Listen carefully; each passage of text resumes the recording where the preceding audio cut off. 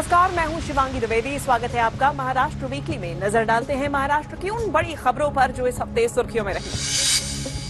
मुंबई में Indo American chamber of commerce का राष्ट्रीय सम्मेलन हुआ, जिसमें मुख्यमंत्री देवेंद्र फडणवीस ने कहा कि महाराष्ट्र निवेशकों के लिए सफल डेस्टिनेशन है। उन्होंने अमेरिकी निवेशकों से महाराष्ट्र में निवेश की अपील की।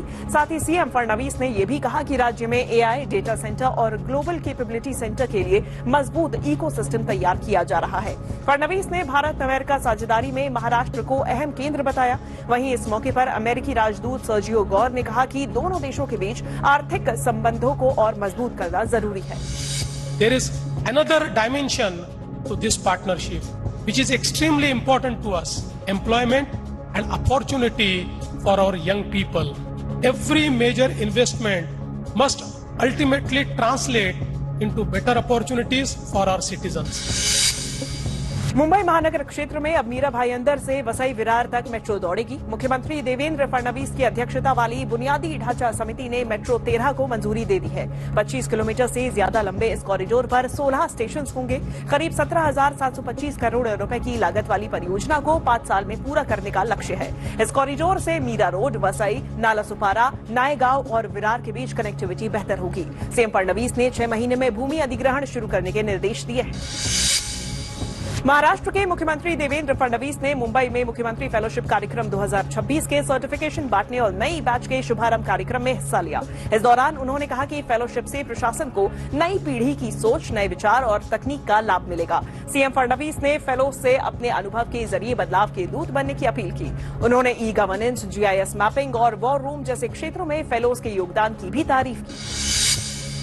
महाडीबीटी के तहत 29 नई योजनाओं का शुभारंभ किया गया। मुंबई में मुख्यमंत्री देवेंद्र फडणवीस की मौजूदगी में हुए कार्यक्रम के बाद पोर्टल पर उपलब्ध योजनाओं की संख्या बढ़कर 105 हो गई है।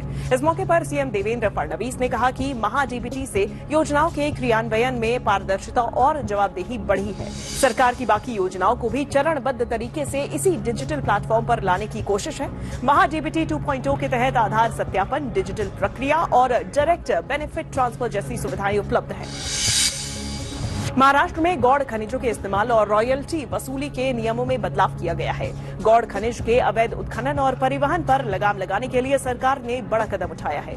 मुख्यमंत्री देवेंद्र फडणवीस की अध्यक्षता में कैबिनेट ने महाराष्ट्र माइनर मिनरल माइनिंग नियम 2013 में संशोधन को मंजूरी दी है। कैबिनेट ने महाखनिज 2.0 पोर्टल के जरिए खनन क्षेत्र, स्टोरेज और परिवहन की जानकारी को पारदर्शी बनाने का फैसला किया है। दूसरे राज्यों से आने वाले गौड़ खनिज के लिए बारकोड वाला ट्रांसपोर्ट पास अनिवार्य होगा। अवैध खनन और अवैध परिवहन पर प्रभावी नियंत्रण रहेगा। महाराष्ट्र सरकार ने धान और चावल की ढुलाई के लिए 328 करोड़ 47 लाख रुपए मंजूर किए हैं। ये रकम न्यूनतम समर्थन मूल्य यानी कि एमएसपी खरीद योजना के तहत 2024-25 के धान और चावल की परिवहन लागत को पूरा करने में इस्तेमाल होगी। इसमें करीब 80 करोड़ रुपए केंद्र से मिलेंगे, जबकि करीब 248 करोड़ 47 लाख रुपए का अतिरिक्त बोझ राज्य सरकार उठाएगी। फैसले से धान चावल खरीद व्यवस्था से जुड़े परिवहन खर्च की भरपाई हो सकेगी।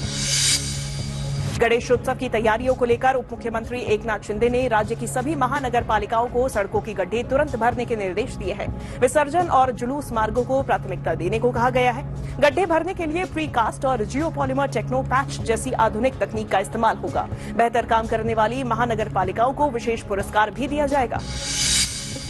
सिंधुदुर्ग के शिरोडा वेलागर में ताज ग्रुप के पर्यटन प्रोजेक्ट को अब रफ्तार मिलेगी। मुंबई में मुख्यमंत्री देवेंद्र फडणवीस समेत महाराष्ट्र सरकार के वरिष्ठ नेताओं की मौजूदगी में प्रोजेक्ट को लेकर एमओयू साइन हुआ। खास बात यह है कि प्रोजेक्ट में स्थानीय लोगों के रोजगार और युवाओं के कौशल विकास को प्राथमिकता दी जाएगी।